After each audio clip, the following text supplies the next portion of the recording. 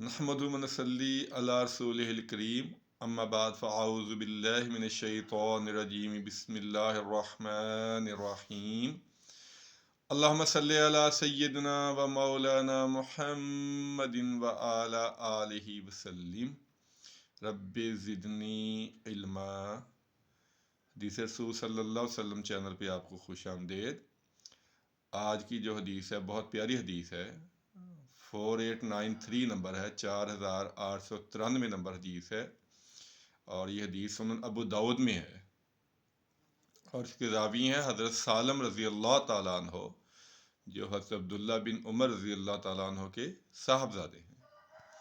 और रवायत करते हैं कि नबी पाक सल्लल्लाहु अलैहि वसल्लम ने इरशाद फरमाया, मुसलमान वो है जो अपने मुसलमान भाई पे जुल्म नहीं करता।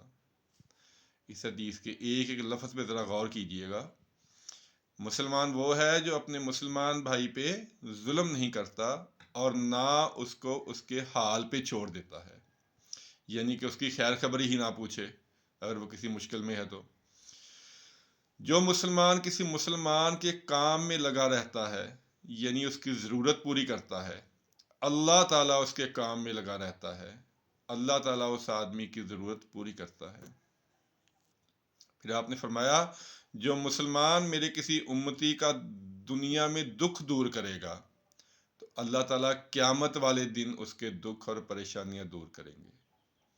और फिर आपने फरमाया, जो मुसलमान किसी मुसलमान का ऐब छुपाता है, अल्लाह ताला क़यामत वाले दिन उसके ऐब छुपाएगा।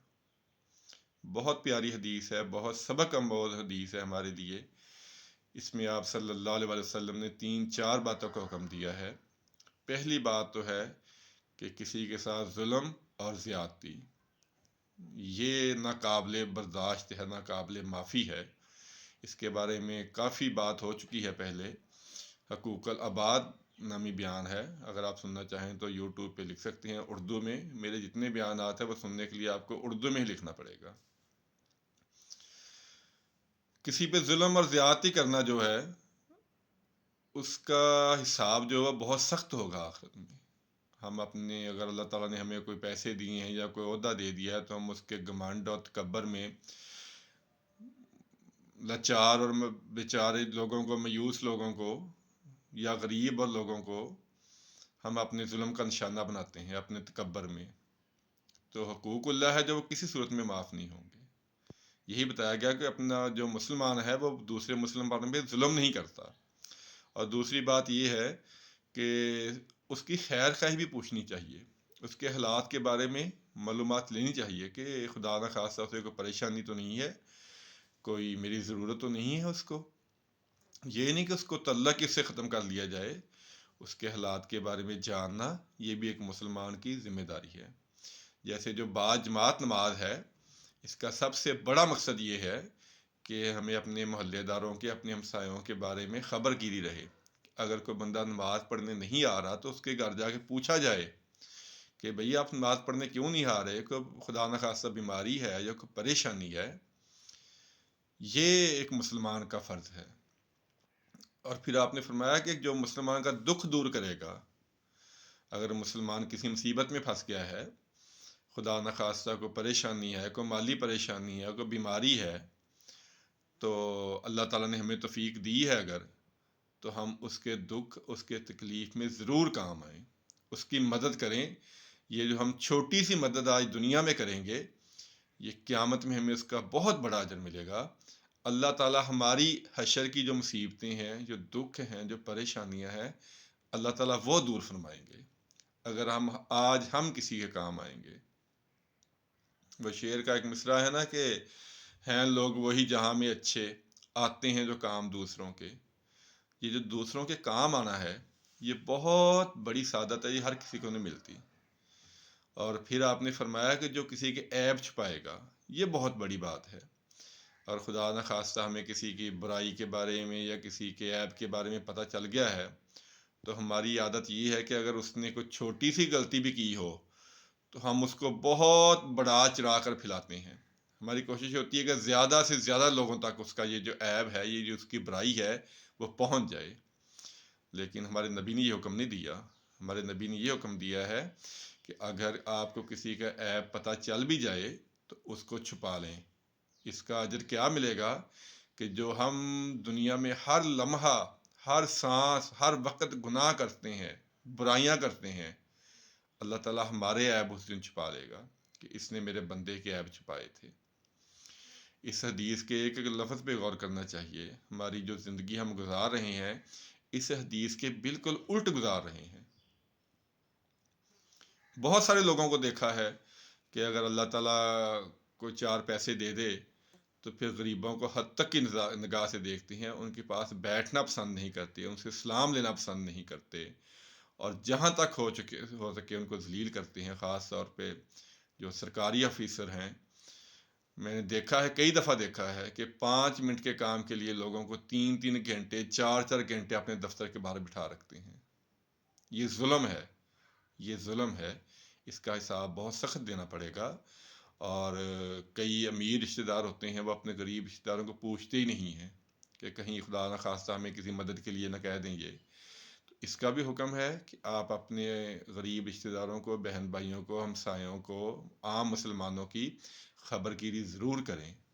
اور جو کسی کی مدد کرنا ہے، یہ تو بہت بڑی سعادت ہے، یہ تو بہت ہی بڑی سعادت ہے کہ اگر آپ کسی کی مدد کرنے کے قابل ہیں اور کر سکیں. خاص طور پہ آج کل جو حالات ہیں، اگر اللہ تعالیٰ نے آپ کو مال دیا ہے، کوئی آپ سے قرض لینے آتا ہے یا کسی ویسے مدد کے لیے آتا ہے، تو اگر ہو سکے تو ضرور اس کی مدد کریں.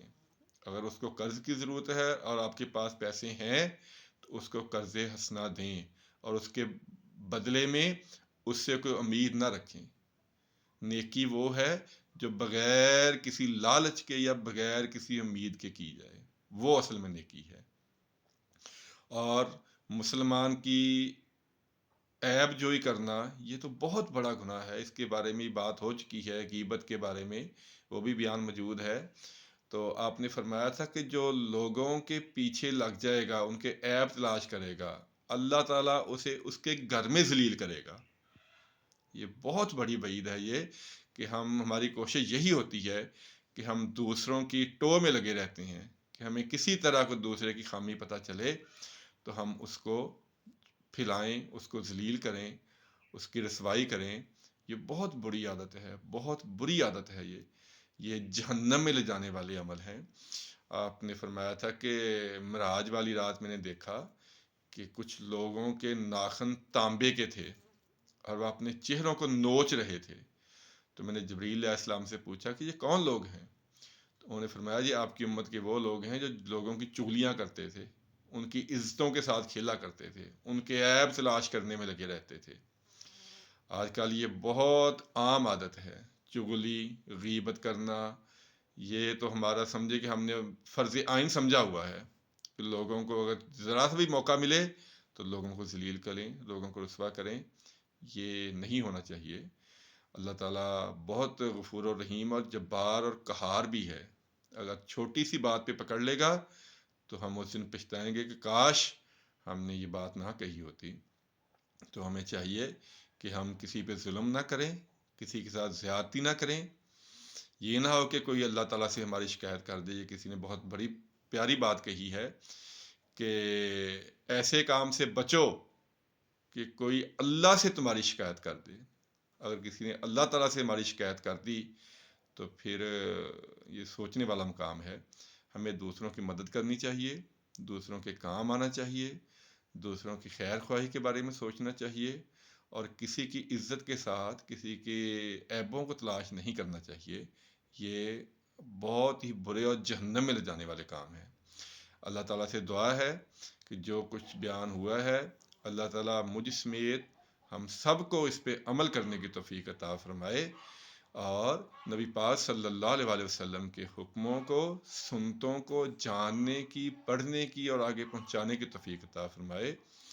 کافی دفعہ عرض کر چکا ہوں کہ اپنے گھر میں احادیث کی کتابیں لا کے رکھیں.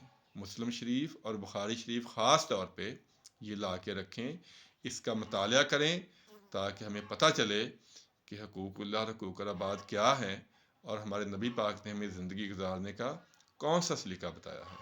اللہ تعالیٰ سے دعا ہے اللہ تعالیٰ عمل کی توفیق عطا فرمائے. آمین ثم آمین۔ السلام علیکم ورحمۃ اللہ وبرکاتہ۔